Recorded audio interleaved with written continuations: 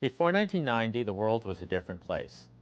Obstacles excluded almost one-fifth of our nation's population from participating fully and meaningfully in American life. In the years since, the Americans with Disabilities Act has brought new construction, new opportunities, new productivity, new contributions. The evidence for inclusion is almost everywhere. Almost.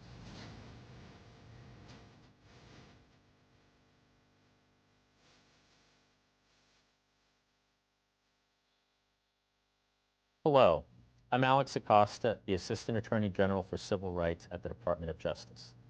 The Americans with Disabilities Act, or ADA, has opened the way for people with disabilities to join the mainstream of American life. Now more people with disabilities are enjoying access to businesses, goods, and services than ever before. Even so, there is still much misunderstanding about this law. Some businesses mistakenly think that they don't have anything to do. But the truth is the ADA affects all businesses that provide goods and services to the public. Here are some of the reasons small businesses give for not complying with the ADA. Yes, I know about the Americans with Disability Act, but it doesn't have much influence here. I don't know any disabled people in this area. It might be that people with disabilities are right in your neighborhood, but they can't patronize your business because it's inaccessible.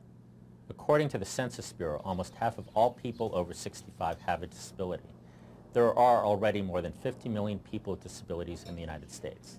That means almost 1 out of every 5 Americans, and we know that this number will keep growing and growing as our population ages.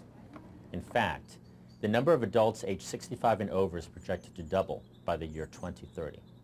That's a lot of potential customers. But do they have money to spend? Absolutely.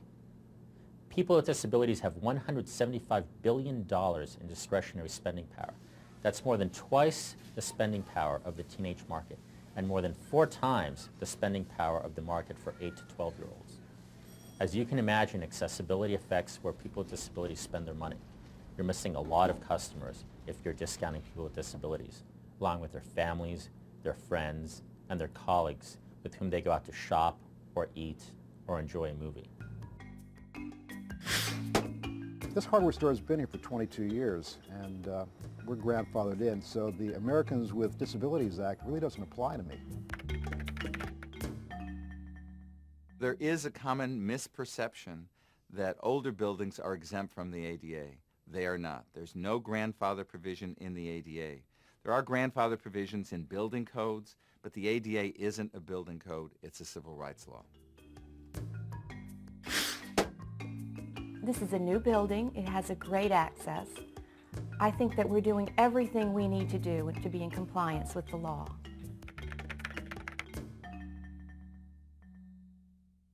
Well, it's great that you're in a new building, but there are other considerations. You know, a blocked aisle basically is a barrier for somebody with a disability to independently get around your store.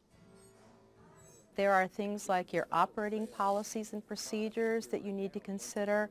You also need to consider how to effectively communicate with people who have a visual disability. Can you tell me the extension of the... Sure, 10 feet, extension USB.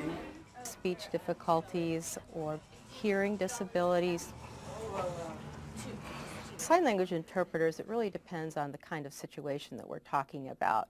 For instance, if you have someone who is asking directions and they're deaf to where a restroom is, either gesturing or writing a note would be sufficient.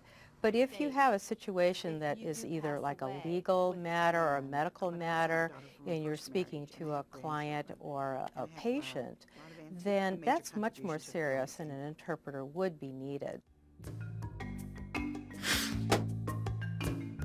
We've had the occasions where we have had, people who have come who were handicapped, and on those occasions what we basically do is I or my staff have assisted them in getting in.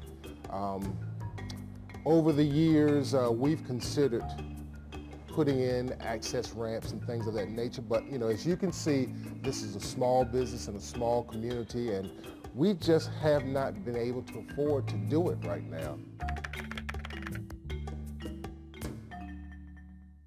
Well, I mean, there are going to be costs involved, and that's true. But the ADA, when you're talking about an existing business, your small business in an older building, you don't have to go through and gut your building and make every single change in the world. What you need to do is to remove barriers that are readily achievable. And that just simply means things you can do without a lot of difficulty and without a lot of expense. And you don't have to do every single thing at once.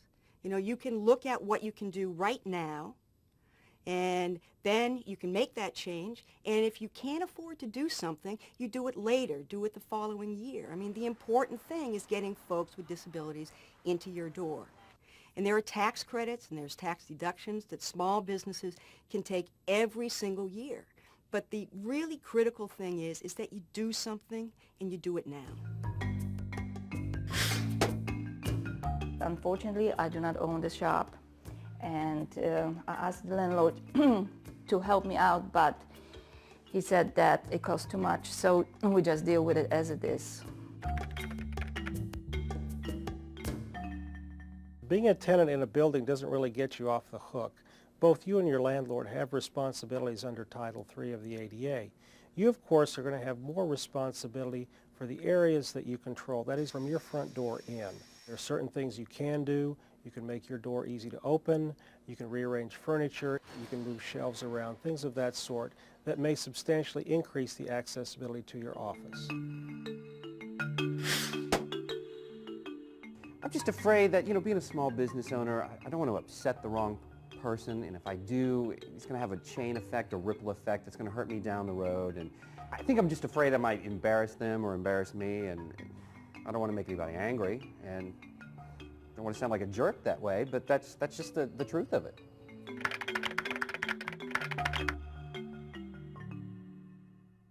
I think a lot of people are uncomfortable, especially when they're first interacting with somebody with a disability, because it's an unknown. It's something that they haven't had much experience with before. When I come into your store, what you need to do is not be afraid to say hello to me and ask me if you can help me just because I'm sitting in a wheelchair.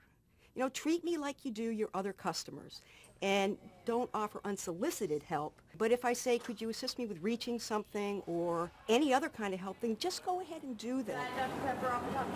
The important thing is people with disabilities aren't any different. They want to be treated fairly and honestly, with dignity, with respect, just like everybody else. I would like to follow the law, but I don't know where to call or who to contact.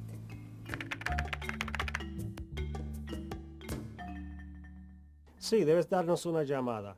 If you need information on the Americans with Disabilities Act, you can call our office at 800-514-0301, or if you use a TDD machine, you can call 800-514-0383.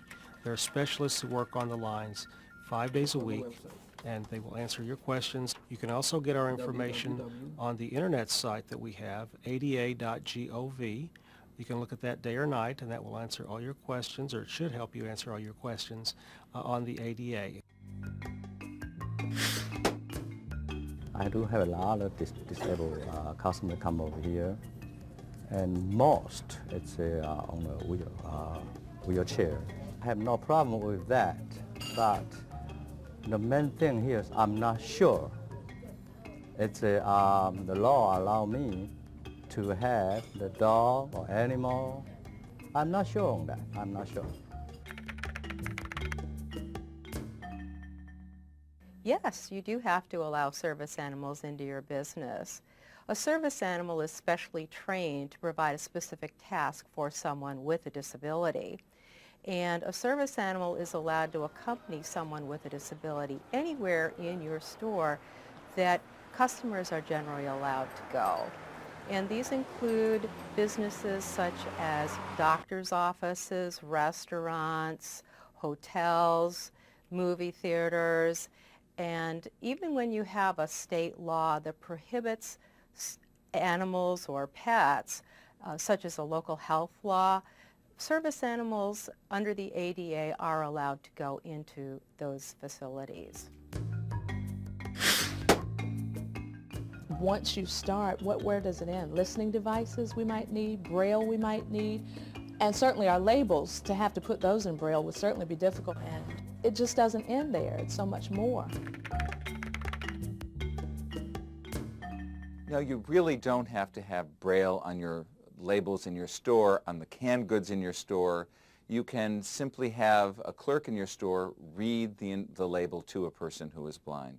You don't have to have a listening device in your store if you are willing to simply pass notes back and forth to a person who is deaf. The law really is about common sense, about allowing a person with a disability to come into your store and have access to your goods and services. The law does have limits. You are not required to do anything that causes you significant difficulty or expense.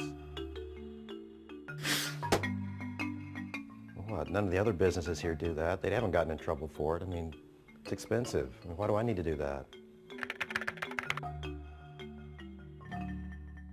Because it's the law. If people with disabilities can't access your goods and services, and you don't make any effort to comply with the ADA, you could face lawsuits and complaints of discrimination against your business. And besides, it just makes good business sense. Compliance with the ADA and free market principles truly can go hand in hand. Remember, people with disabilities have $175 billion in discretionary spending power. That's a big market that's only going to get bigger. If you have any questions about the ADA, log on to our website or call us. Our website is ada.gov. Our phone numbers are 1-800-514-0301 for voice or 1-800-514-0383 for TTY.